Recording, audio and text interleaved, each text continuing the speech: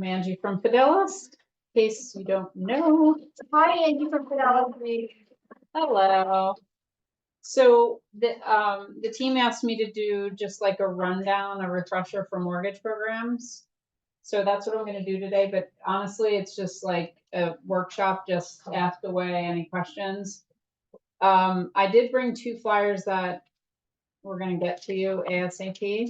One is on manufactured homes because I have noticed that with the lack of inventory that people are getting super creative with,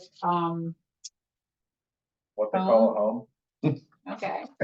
Ooh. And also the 1% down program. So if you are in a situation where you have a first time home buyer that has to squeeze out a little extra money to pay your portion of the commission, that might be some way that we can default into another program to kind of free up some money. So those are the 2 flyers that you don't have. Everything else is, and I wanted to kind of focus on in this workshop, just maximum seller's help allowable, because that might come into play with all these changes, as well as different down payments. In the workbook, you're going to find the required inspections for every loan program, how far out of bankruptcy and foreclosure, and different things like that. There is one little correction under VA loans. It says there are geographic restrictions, and for anyone who is familiar with VA loans, that is absolutely not true. So when we went to print or molding, whatever this is called, that was supposed to be under USDA. So just make that note in your booklets or online when you get those. All right, so let's just start out with, does anybody have any questions regarding like loans, lending, the changes coming out, anything like that before we get started? Well, everybody's gonna ask at some point, so I might as well go ahead and get that out of the way. All right, do it. Do you foresee lending opening up so that additional closing costs can be rolled into the loan like the VA funding fee is?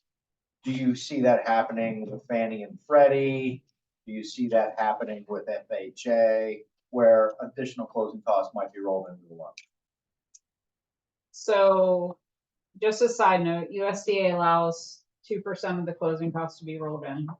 So, and then if it appraises for higher, you can roll in closing costs. That already exists. But to answer your question, the calls that we're on. That's on USDA, they allow Only. it on Correct. USDA only. Yes. So if you appraise above, Well, yeah, you have that option for any program, really. You could write a change in terms and get some seller's help and increase the purchase price based on the appraisal. okay, as sellers help. Right. Okay, So regarding your question, we have been on lots of calls about this, and what we're hearing is that Fannie Freddie is sort of holding back, waiting to see what happens come July 1st, because there's a lot of chatter about, injunctions and things like that. So we don't know what's going to happen. We do suspect that they're going to have to make some sort of concessions to allow for people to roll in the closing costs or some creative way, because first-time home buyers, lower income buyers, VA buyers, they're going to be boxed out of a lot of these scenarios. So that doesn't really answer your question, but that's where we are. so just like all of the questions I received yesterday in our talk, we'll have to wait and see. Yeah. Okay, cool. Yeah, because there's a lot of flash with the headlines that came out, and everybody's scrambling to try to figure it out. So, conventional mortgages. So I'm just going to go down through and just briefly go over each program. Some of this is basic, and I really will try to make it interesting a little bit because finance in general is boring. Down payment requirements range anywhere on conventional loans from 3 to 20%. If you, if a borrower gets the 3% down option for conventional, they have to be a first-time home buyer. No exceptions. So that is one thing that that can trip people up. If you get a pre-approval and it says 3% down, but you know they have a house or are selling a house, that's a red flag. So you want to make a note of that. Wait, go back to that again. What? So there is a 3% down option, conventional financing. Yeah. We often compare FHA to conventional 3% down when we're talking to the buyers. But they have to be a first-time home buyer. Is that based on a certain timeline or is that ever? So in the last 3 years. Now there is one caveat to that, and it's divorce. So if they were divorced in the last 3 years, we can make an exception. What about one person? Like, husband? Anybody on the loan, if they They own both a have to home, be. yes, Okay. for that particular. I want to get divorced Program. and get remarried. What's that? I said just tell them to get divorced and they can remarry. Right, get a divorce, wait till they close, and then get remarried. Right. You'll be good. Oh my gosh. I love this thinking outside the box. And then the basic guidelines such as credit score, requirement, debt to income ratio, loan limits, we'll go over that. Current conventional loan limit is $766,550. So that's really high compared to what we were just a few years ago for something. Generic debt to income is 33.45, but anyone who has ever worked with me knows that we can really push those. The maximum for conventional financing is 49.999.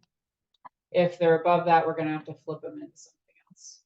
FHA, we can go to 56 something ish if there's some What's compensating. the loan factors. amount what's the loan product that you have that allows the most debt? Is that the highest debt to income ratio? Well, it's not available to everyone, but VA. We've had, and you might, be shocked at this, but we've closed VA loans at 70% debt to income. If it runs through, if they have reserves, and that, wait, let me explain that though. The reason why we sometimes will push for that is there's a spouse that has bad credit or an issue with their credit, or they're self-employed and they can't show on paper. So we know there's other income. And if a veteran has reserves, there can often be a really high debt to income. But for the average person who doesn't have VA benefits, the max debt to income is going to be FHA. So anybody that goes over that 49.99 threshold, we bump into FHA if they need it. Does that answer your question? Inspection requirements. We typically require home appraisal, although we do have some files that come through and we get an appraisal waiver. And we will know that as soon as we receive the contract and run that property through our automated underwriting system with the exact down payment that the borrower decides. So that's great. And it's still the customer's choice. Some people, even though they got a waiver, they still want to know what it's worth. So it's fine, whatever the borrower wants, but it can be a great little perk. No other inspections are required unless the appraiser on a conventional loan, unless the appraiser makes a note. Like, that basement really looks shady. I want a structural. Then you need a structural inspection. And the appraiser drives everything on conventional. And just raise your hand online if you have any questions. Bankruptcy and foreclosure, generally it's 4 years after the bankruptcy. For bankruptcy, Chapter 7, 7 years for foreclosure or short sale. That's from the discharge date though, right? Discharge date, yeah. Because I got a lot of people that are like, oh, mine was 5 years ago, but the discharge date was not. Right, and there's just no wiggle room with that. And we have to verify the discharge date, and it's not always on the credit report anymore, so we really want to go down that rabbit hole and make sure we know the date. There's no maximum gift restriction. So if people create a GoFundMe for wedding gifts, collect all that, it's marked as wedding, there's no limitation to to the gift amount. Max seller help 3%, with less than 10% down, 6%, up to 25% down, and 9% seller's help for down payment of 25% or more. So that's a lot of seller's help. Unless you're getting an investor loan and then you're maxed out at 2%. And there's no exceptions to that rule. First time home buyer programs, Fannie Mae has Fannie Mae Home Ready and Freddie Mac has Freddie Mac Home Possible. There are income limitations to that, but if they meet those restrictions, they get a killer MI rate and they get a reduced interest rate. So we always look at the income first when we're dealing with first time home buyers. The Home Ready and Home Possible, they don't have to be a first time home buyer. It's typically a first time home buyer that's going to use that. But that does not have any kind of restriction as far as you have to be a home buyer. That's strictly income based. FHA, lower down payment requirements, guidelines, credit scores, debt to income. The guideline is 3143, but it's rare that we really, stick to that because we're looking out 30 years. So we're going to, push that a little bit. And FHA is very flexible, not quite as flexible as VA, but neck and neck.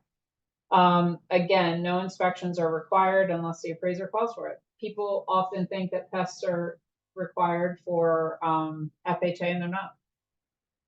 Bankruptcy and foreclosure, there's a lot more flexibility. So after a waiting period of 2 years, after Chapter 7, you can try it. It doesn't mean it's going to run through. Chapter 13, we need judge approval, and we can run that through as 1 day out of their Chapter 13 payment plan. If they're current, and then we don't need judge approval. If they're in active Chapter 13, we have to get judge approval to do the loan. 3 years after foreclosure or short sale. Max seller's help is 6% of the purchase price. And again, no max. Can I just say that that's crazy to me that somebody can apply for a mortgage loan in Chapter 13? Yeah. Well, because it's a repayment plan, so they could drag it out however many years. It's not usually that long, but they can, yes. Like, I know that money is pretty near and dear to bankers' hearts. And like for someone to say, I'm not paying these people back, but I promise I'll pay them. Yeah. Right. And in 22 years, I've never had a judge deny requests. Wow. So Okay. I'm sure it happens. See, that's the part that's more interesting, not the mortgage. The fact that the judge is like, yeah, it makes sense. They'll probably do it. Yeah, they're probably fine this time. Yeah. They'll be all right. See reform. Everybody does in front of the judge. Any questions on conventional or FHA? I feel like I'm kind of flying through these. All right, VA. We are a veteran-owned company, so VAs are near and dear to our heart. There is no down payment required. Most people know that. Basic guidelines, credit score, eligibility criteria.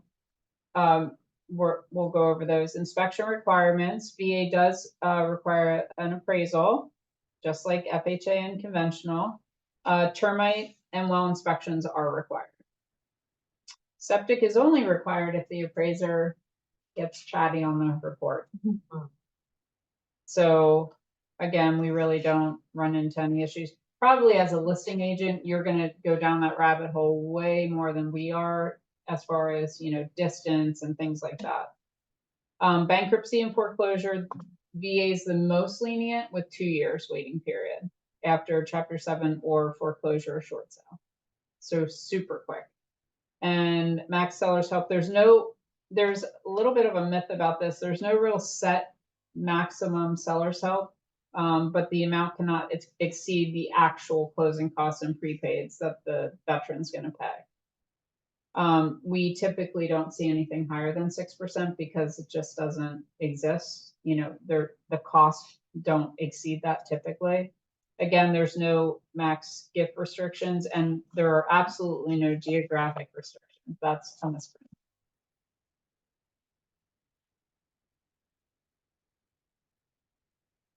How many of you have done USDA loans? Oh, wow. Okay, that's great. So are you seeing them come back a teeny bit? I did a good bit through 2021 and 2022. I just had to find ways to make it happen, but I don't Yeah. feel like I ever lost them. Okay, I am seeing, like, just the listings I've listed recently, the calls are, will you accept USDA? oh, great. It's a great program. I mean, it's a really great program. I get for the the seller, they have to, potentially deal with repairs, but, I would say the only downside, they're super strict with debt to income. There are almost no exceptions to that rule, the 2941.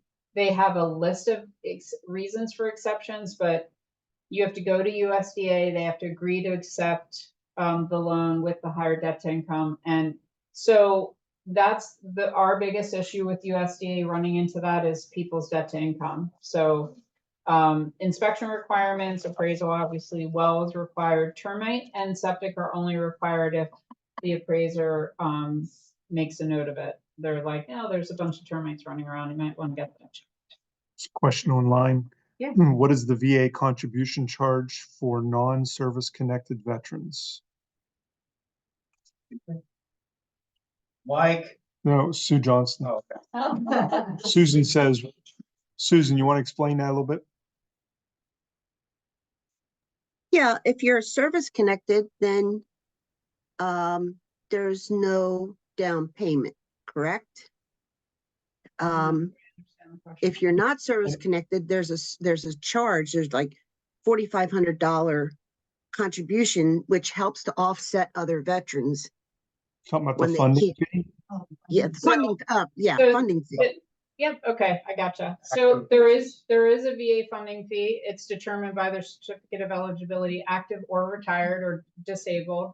We pull the certificate of eligibility online as soon as they apply for a VA loan.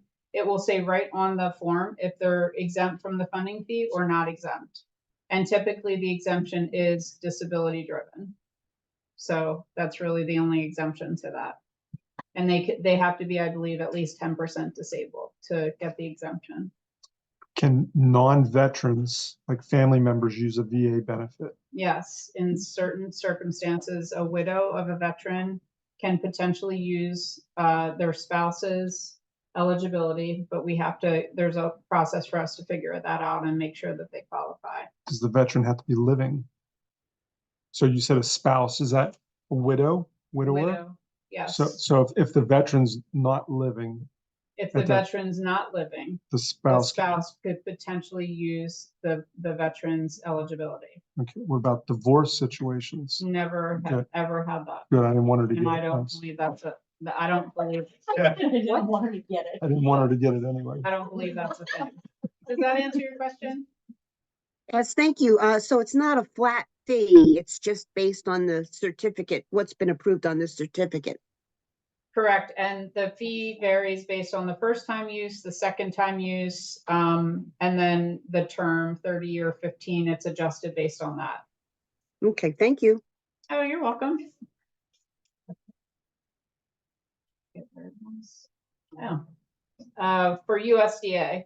So we went over the termite septic bankruptcy, 3 years after Chapter 7, 3 years after foreclosure. They're a little more strict on that, even though it says that. You're going to need a really good letter of explanation, and it still might not run through their. It's called GUS, our internal automated.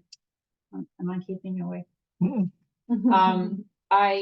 We have to run the findings through or the loan through GUS, which is the USDA's internal underwriting system. So we find that it gets a little more dicey when there's a foreclosure or bankruptcy involved.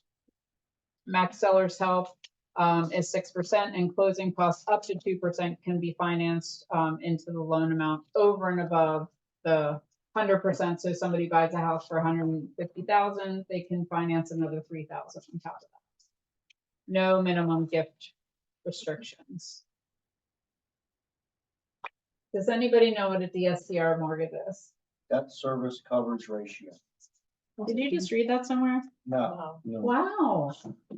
What's it mean? You get a gold star. That's exactly right. It's debt service coverage ratio. I knew that too.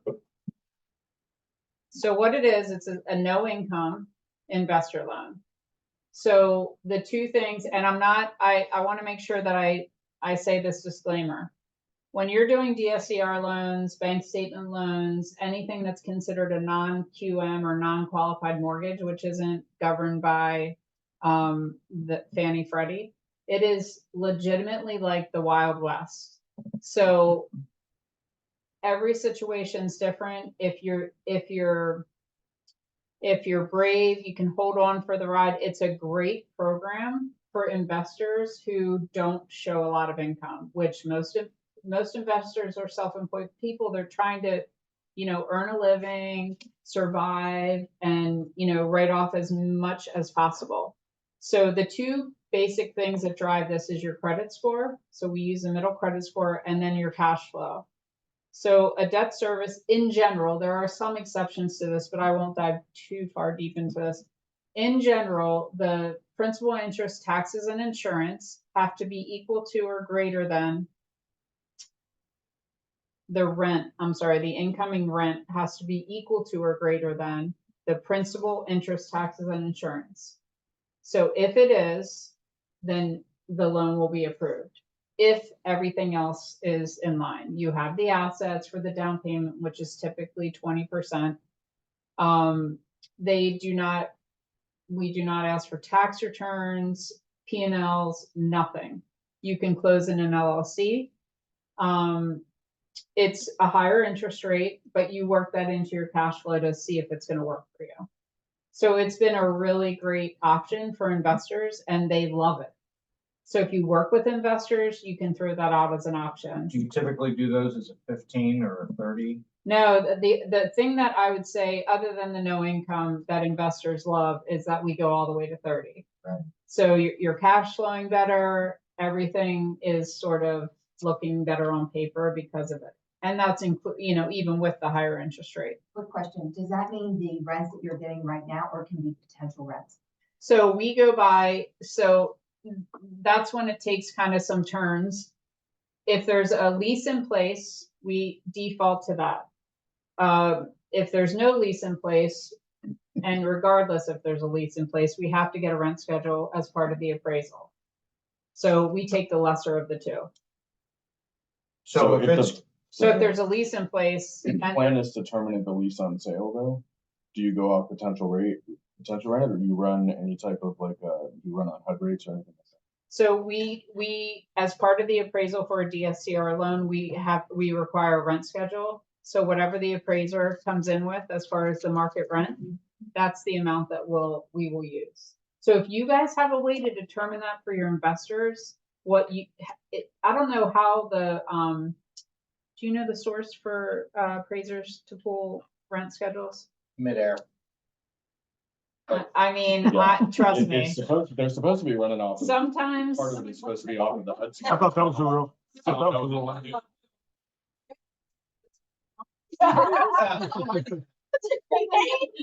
From there all the time. I think I've used them.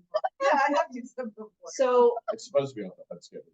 okay, so do you think that is more conservative or less conservative?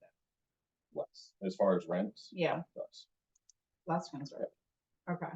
So what would be a good middle range that the agents could use to help their investors determine? Because we do have DSCR loans. I hate to even say this because it's not, there's other guidelines about, we do have DSCR loans that don't have to cash flow. There's 0 DSCR ratios needed, but you're going to pay a premium for the rate. And that's probably not, in my opinion, a great investment strategy, because that means you're cash flowing way lower than you should be. So there's either some sort of, you're going to put some lipstick on the property or do some renovations and really jack up the rent, then it might make sense to you because it's not going to cash flow now. So is there a source, do you think, that he mentioned the HUD?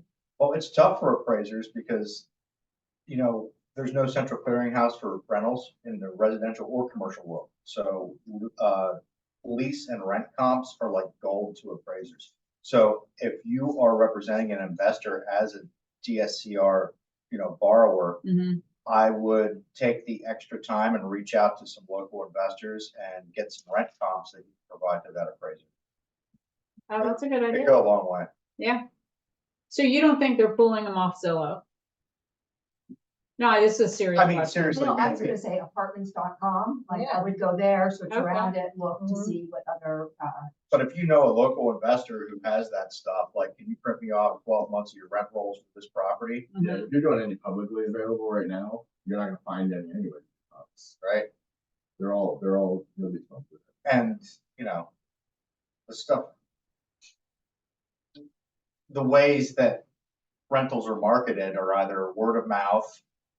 Yes, there's some on Zillow, but nothing verifiable. Like 1% of 1% go through the MLS. Okay. Yeah, if So- they're on Zillow, it's because they haven't been able to. So I would just caution you that for DSCR, if there's a rent, signed leases in place, we're still gonna get a rent schedule from the appraiser and we're gonna use the lower of the two. Now, if they're buying a property that they're going to, improve and they're gonna really be able to increase the rates, we have a no ratio option. It's just, we just have to be careful to advise the borrower that you really want to be cash flowing for your investment properties. So that's why we kind of, just get a little nervous about that option. Micah and Brent, I know you guys deal with them a lot. They're very well versed in that. And if not, I can definitely step in and help them on the back end with these products because I've done a lot of them. I would say the biggest, the biggest roadblock is the rent that we get back from the appraiser. So if you're vetting that for your client, you're doing them a huge favor. So hypothetically, if Yeah. I have a rental property that is currently financed through a seller, right? The seller of that property is holding the mortgage. The property's in the process of getting fixed up, stabilized. You get a lease in there that substantiates what you're trying to do, then bring that information to you for that DSCR, basically refinance, and then, basically cash out the difference, right? Yes, so we do a lot of that. So a lot of investors will buy with hard money. Yep. They'll go in, purchase the house, no money down. They'll get the renovations financed as well. They're bringing the closing costs to the table. Then we step in and flip them out of the hard money loan. Get them some cash back in their hands. We so they can go do it definitely again. cash out. There's no waiting period for the cash out. So as quick as they can do it, we can accommodate that. And that's also a very popular So thing you to don't do. need a seasoning on that lease. You don't need to show 12 months payment history on that lease because you go by the lease that's in hand. The lesser of the two, whatever the appraiser says on the rent schedule. Lesser of the two. Right, or the signed lease. Now, if he goes in and the property's been rented, I would say he's probably gonna be able to pull comps. It's a really big mystery. I find it really interesting that you guys don't have that resource either. It's like, where are they pulling the information from? Midair. yeah. They're consulting. Yeah, so I guess I would say as an agent, providing that would be really crucial Yeah. if you can do that. Yeah. They use the lag method. We're on it. Justin needs a coin. So you can close. Yeah, It has to be. just wait for those business cards and flyers. They're coming soon. So we can close in LLC or personal name.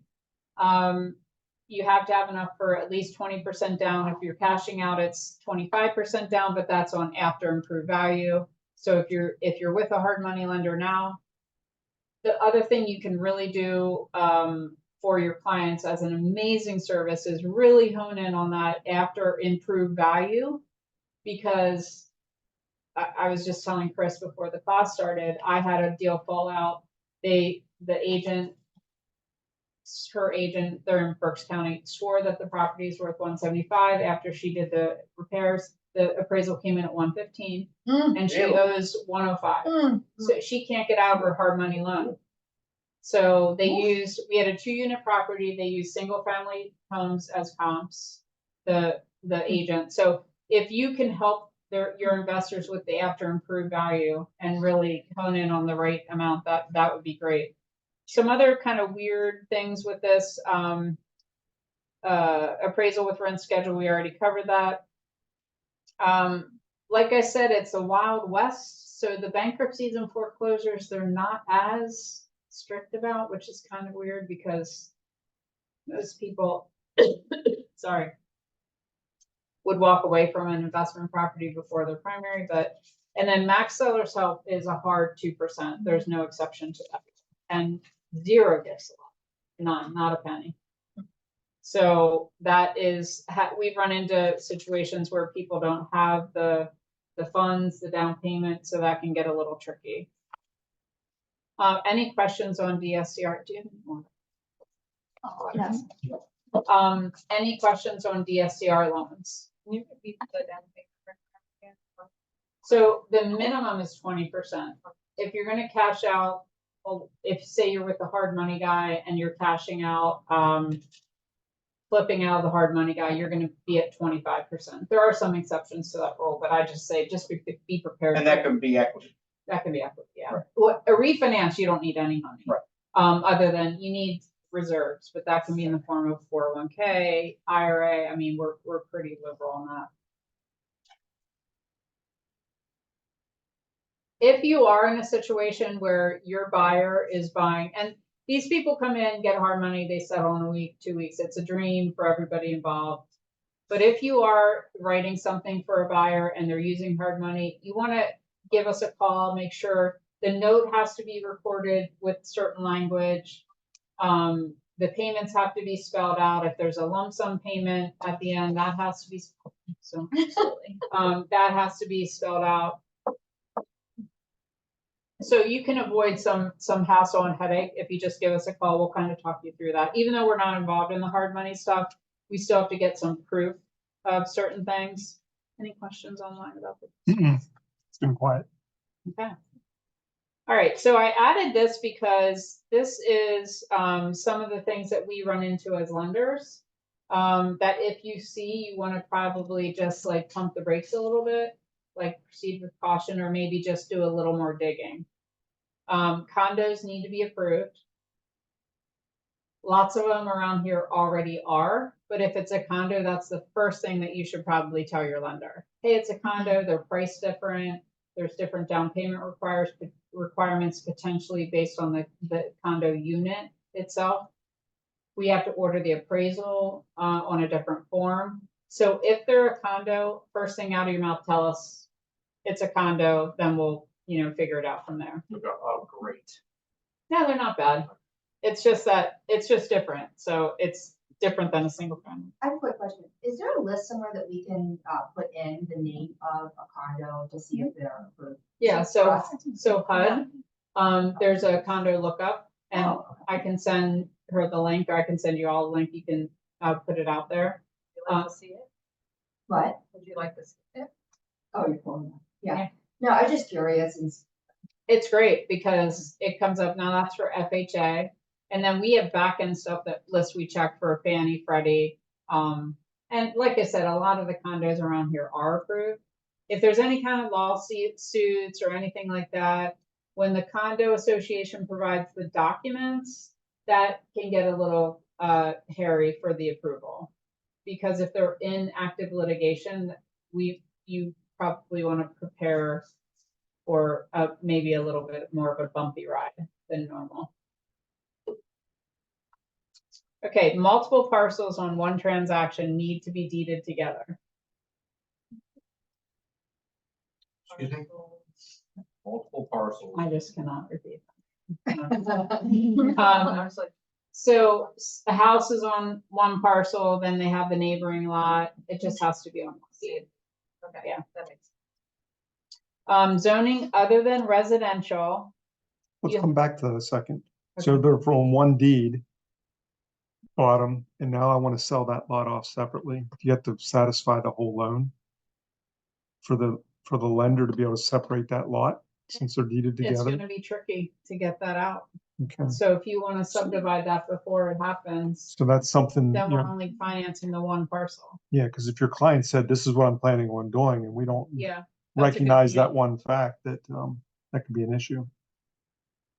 Yeah, You it's have to get separated, you have to pay off that mortgage, so, Mhm. yeah, that makes sense. Well, or you're gonna have to appeal to the lender who's servicing the loan. Look, this is my loan to value, but if they're planning on doing that right out of the gate, I would definitely, Okay. have that conversation. Zoning other than residential, just the first step is just consider its highest and best use. We're probably gonna need a letter from the township that says it can be rebuilt as a residential structure if it's damaged in fire or anything like that. If it's, depending on the zoning, you probably want to give us a call and we can kind of talk through options, because there's so many different. Private roads, have anybody had any issues with private roads? Never, Used to, Yes, I Yeah. do too. Never?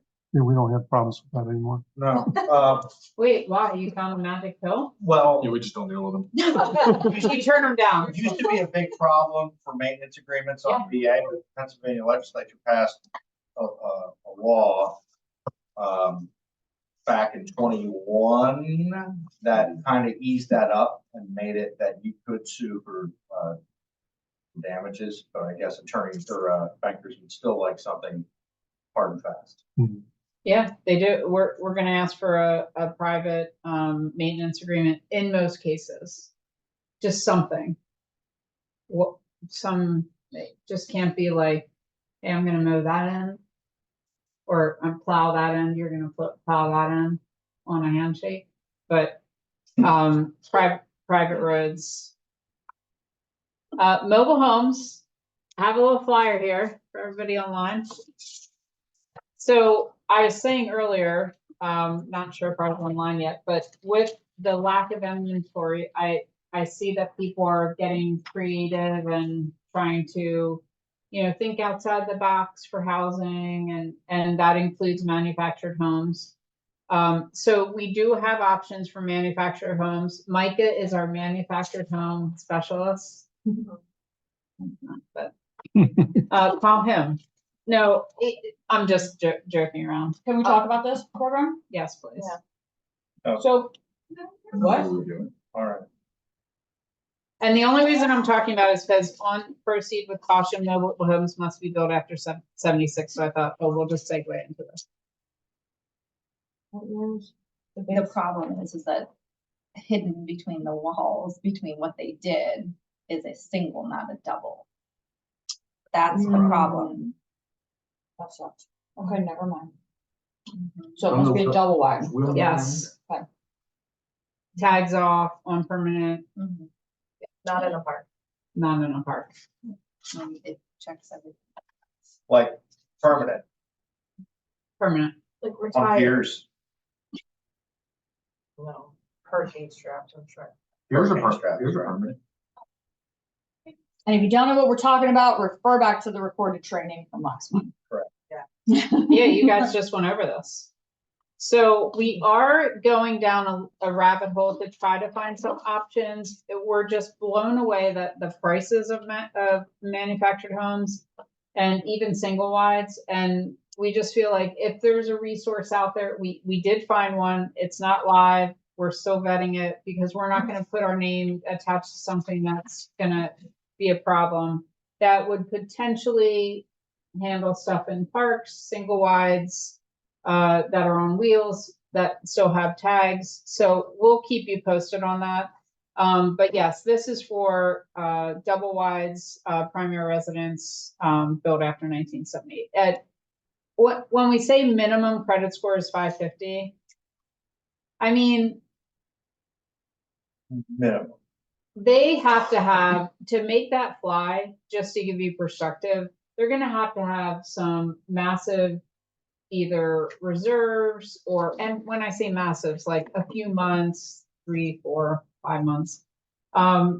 And some other compensating factors. They've been at their job for a while. Their debt to income's not insane.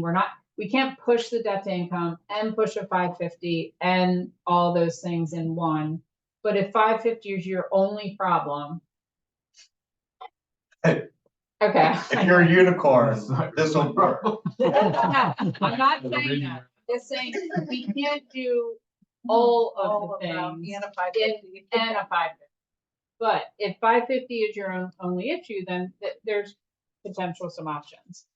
So multifamily 2 to 4 units, you guys know because we went over this, we blasted it out as soon as it came out. You can now put 5% down on a 2 to 4 unit if you occupy one of the properties, and it's awesome.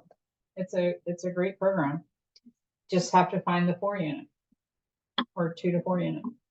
Investor-owned properties, if you write we run into this every single week.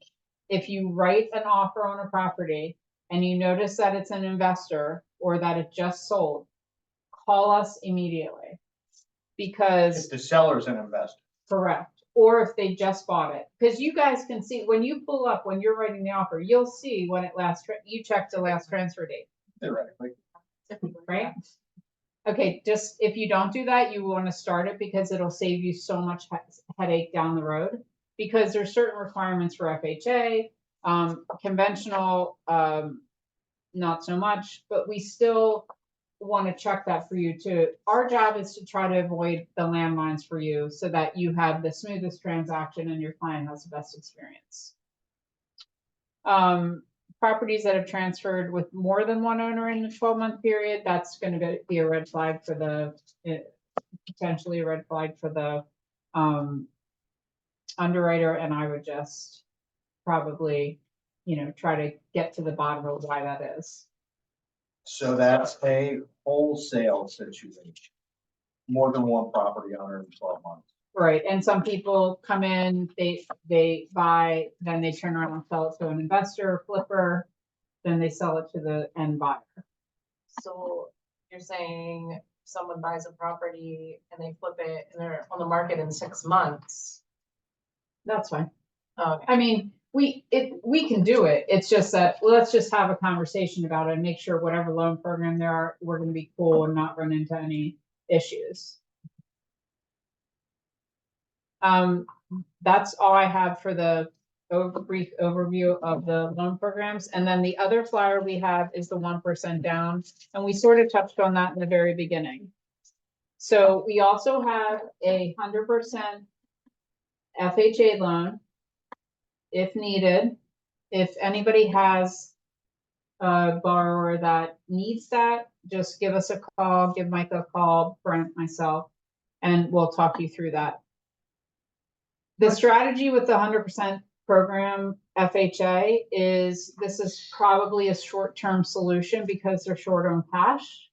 It's a higher interest rate.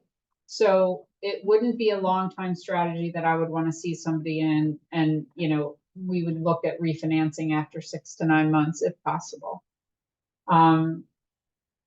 They have to have the loan for 6 months. That's an FHA requirement. We can't refinance them before that. Any questions? What, for the 100% FHA, what, are there different requirements for I mean, I heard what you just said, but like,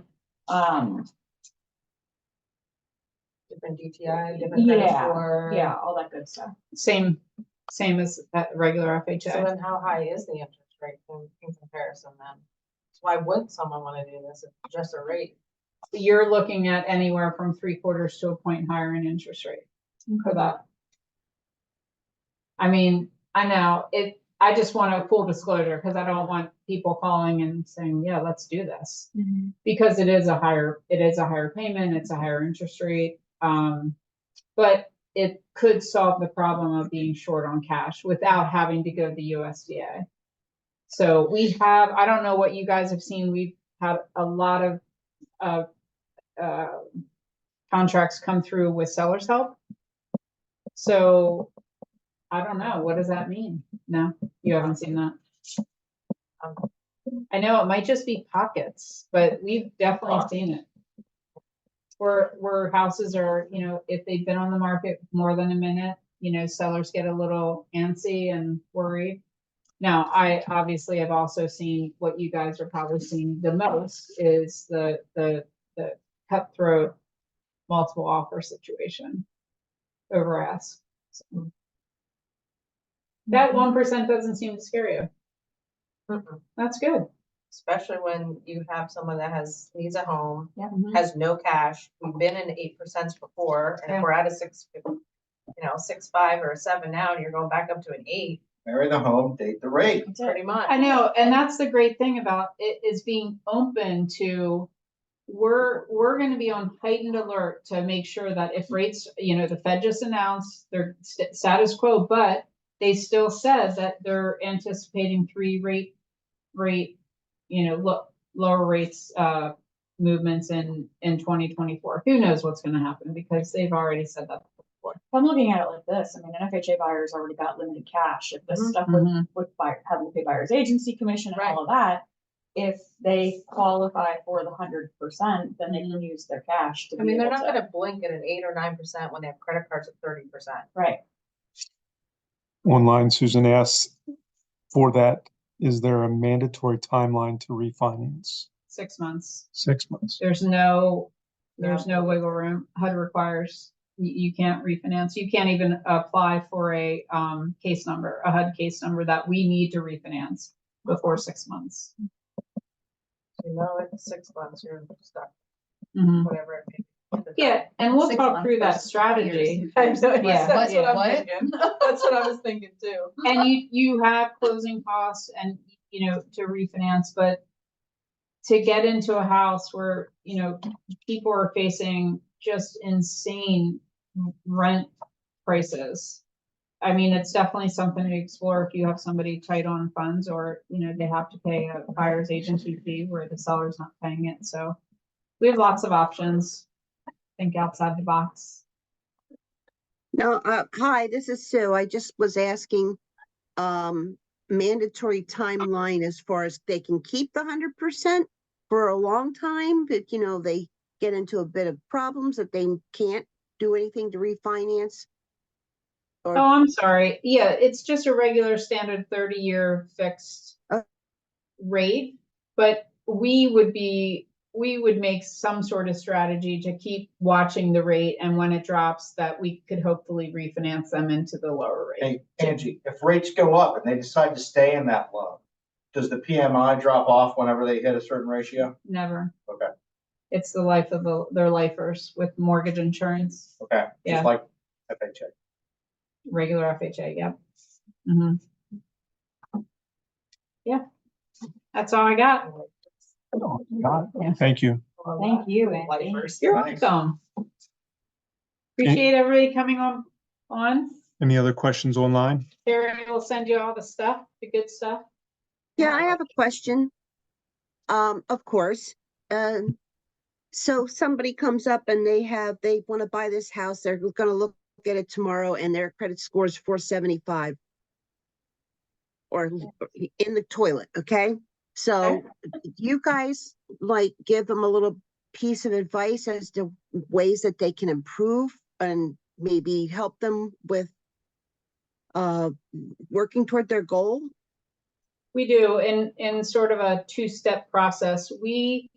If it's very glaring what the problem is, we give them some advice of what they can do to quickly change their credit score. We also work with a credit improvement company that I've worked with for years, who are very transparent. They'll even, it's very automated. They'll even keep the agent in the know if the borrower chooses to do that.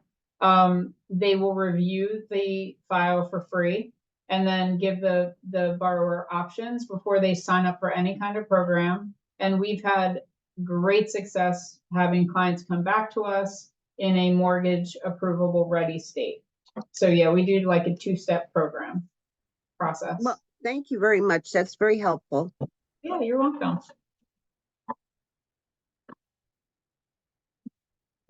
Awesome. Okay. That's a wrap. Thanks, Thank you. everybody. See ya. Appreciate you. Thanks.